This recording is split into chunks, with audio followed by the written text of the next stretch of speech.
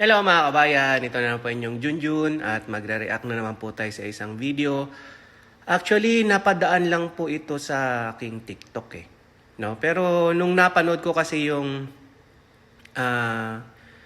Congress ba yun na parang para sa budget ng Office of the Vice President. So sinabi doon ni VP Sara Duterte na convicted si Francisca Castro ba yon, yung congresswoman na yun. So hindi ko alam yung kwento, no? Okay? Tapos napadaan to after mga ilang weeks na yata kung napanood yon, yung hearing na yon sa Congress, ano, na dumaan sa TikTok ko yung video na to, na totoo naman palang convicted. Ano? So hindi lang natin alam kung meron ba silang nilalakad sa korte, si Castro sa korte para ano, pero convicted siya So bilang isang ordinaryong mamamayan, mga kabayan, hindi ko alam kung dapat ba siyang nandun pa. 'Di ba? Kasi kung convicted ka, ang alam ko, pag convicted ka at may sentensya ka na, dapat kulong ka na, parang gano'n. So hindi ko alam ba't nandun pa siya, no? So panoorin po natin tong video at magsama-sama po tayong mag-react. At napanood ko nga itong video na to, so medyo bilang magulang din, ano din ako na yung mga ganitong klaseng tao, kasi convicted na sila, napatunayan na, no? Yung mga ganitong klaseng tao, dapat wala to sa lipunan kasi kawawa yung mga anak nating nasa school na, alam mo yon, bigla nilang ire-recruit haharap sa mga sundalo. So panoorin po natin mga kabayan. Junjun is it! Tagumpay para sa National Youth Commission ang naging desisyon ng korte sa dalawang personalidad na kilalang bahagi ng komunistang teroristang grupo ng CPP-NPA-NDF. Sa MJ Mondehar sa report.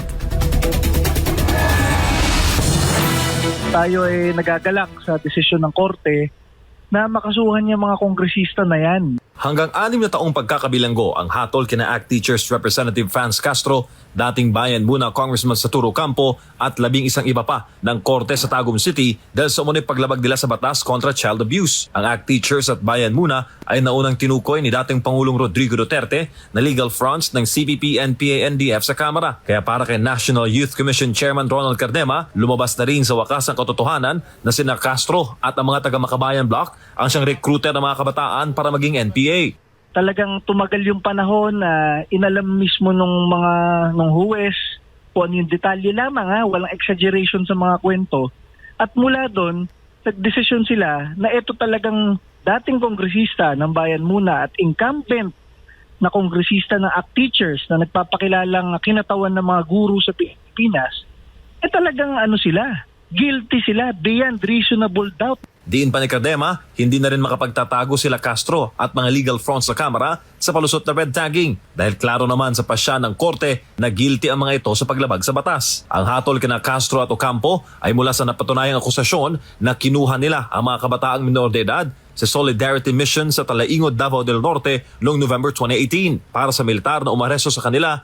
Human trafficking ang ginawa ng mga sospek. Dahil dito, makikipagtulungan ang tanggapan ni Cardema sa Duterte Youth Party List para ipatanggal bilang congressman si Castro. Mabigat na dahilan dito ang conviction niya sa child abuse case. Dudulog naman sila sa House Ethics Committee sa pagbubukas ng sesyon sa susunod na linggo para isapin ang hakbang.